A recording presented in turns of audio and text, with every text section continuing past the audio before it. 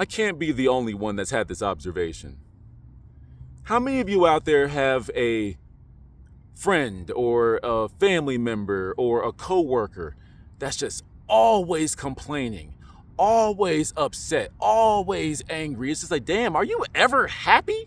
Why is it every time you open your mouth, you're complaining about something? The observation that I had though is just like, people are addicted to what's holding them back.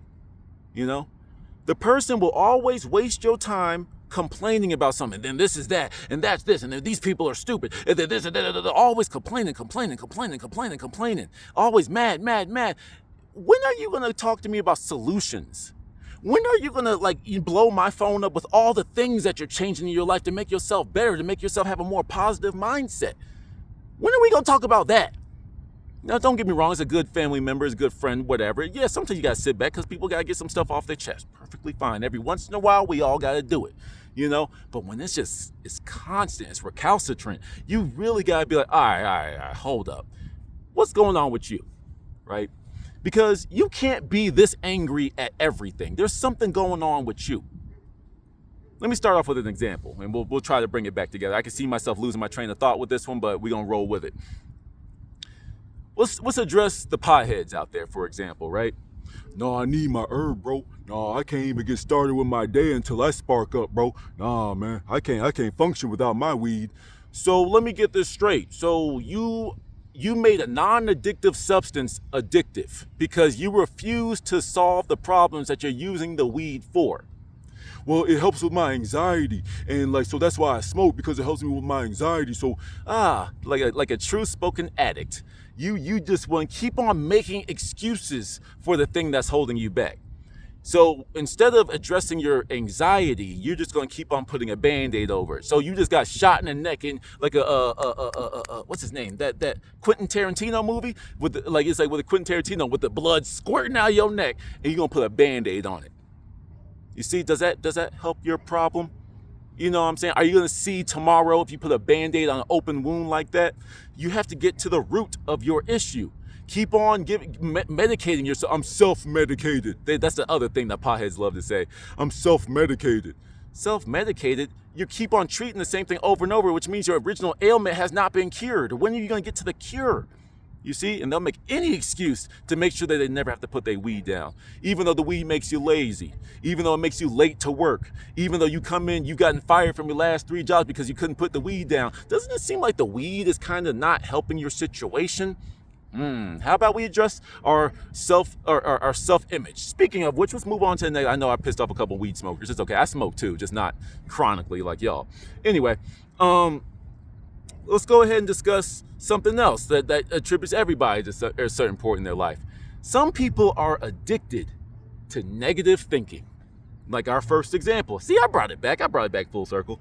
Like the first person, it's always negative thoughts. But let's use a couple different examples. The dating world.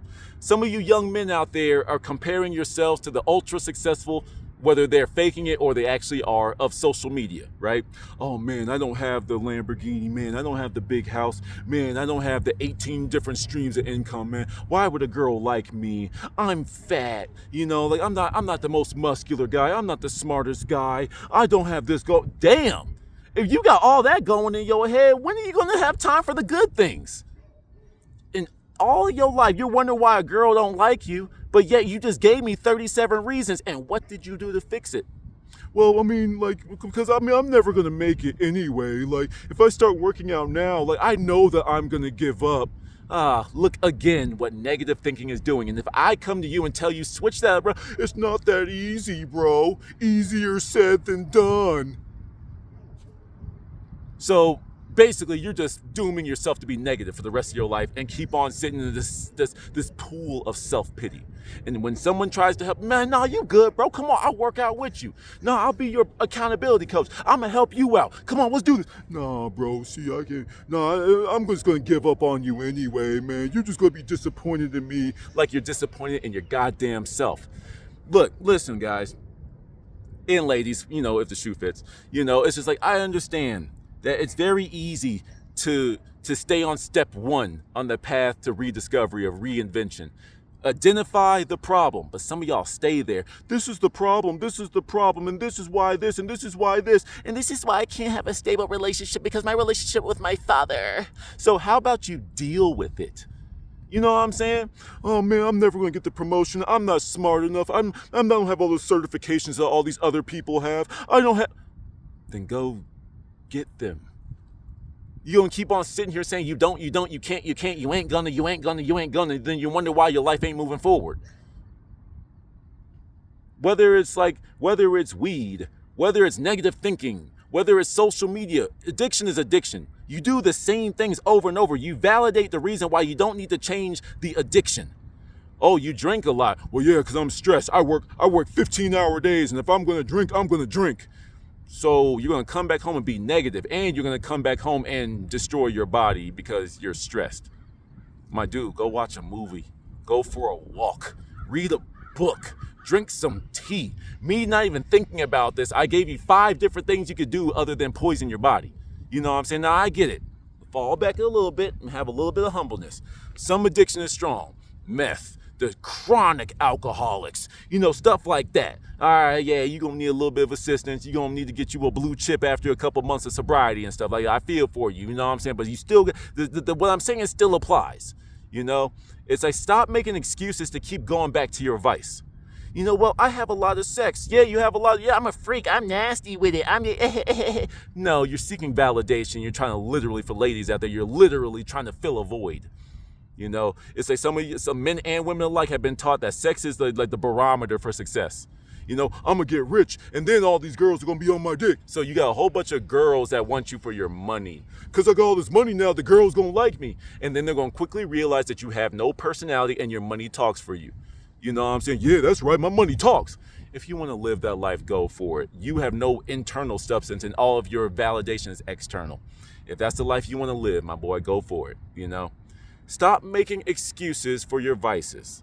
Get rid of your addiction. Understand that you are validating the continued use or the continued actions of your addiction. Whether that's the negative thought, whether that's some type of drug, whether that's sex, whether that's whatever the hell else it is. There is a root problem, and you can't keep treating something. If you keep treating it, that means you're still sick, right? If you keep treating it over and over, if you're taking headache medicine, well, you still have the headache, so the medicine clearly ain't working, or it's not the cure. So how about you work to it? Ladies and gentlemen, no matter what your affliction is, you have to get to the root of it. You can keep numbing yourself to it all you want. You can keep distracting yourself from it all you want. It's still there. I always use the killer clown example. Your affliction, whatever it is a killer clown. It's just standing behind you. My jacket's the killer clown. And everywhere you're going, everyone's looking at you like, oh my God, everyone's like getting away from you. Everyone is doing this because they see that everywhere you go, freaking Pennywise is behind you. Pennywise is the clown from It, the movie It, by the way. Just making sure we're all here. It's like that's always behind you. People are like, yo, bro, I ain't gonna sit with you when you got homie behind you everywhere, bro. Like, just because you ignore him don't mean he ain't there. You think you're hiding your addiction. You think you're hiding this negativity, but as someone that understands, like what Nikola Tesla said, when you look at everything in terms of energy, frequency, and vibration, you become very transparent because negative people only attract negative people. Like attracts like. You see what I'm saying? So if you're negative in your thoughts, you are either going to attract people that are just as negative as you, or there's people that confirm your negative mindset. So if you think that someone on the other side of the political spectrum is an idiot, that's all you're going to see. Why do we make so much time for the things that we hate? If someone has a different diet than you, a carnivore diet versus a vegan diet, oh my God, you're hurting the animals, and you're spending so much time looking at how they're hurting things, like bringing your own vibration down. Why would you do that? Because when you have this negative mindset, that's all you're gonna see. You see what I'm saying? Instead of focusing on the things that you hate, focus on what's working for you. Focus on what serves you. The things that's taking your energy, that's lowering your vibration, about, making you angry. You're stressing yourself out. You're like hyperventilating. You're getting red in the face. You're sweating. You're getting a stress headache from all those idiots out there that don't know X, Y, Z and the third. How about you focus on the people that do and keep on making yourself better? Mind blowing. Till the next one.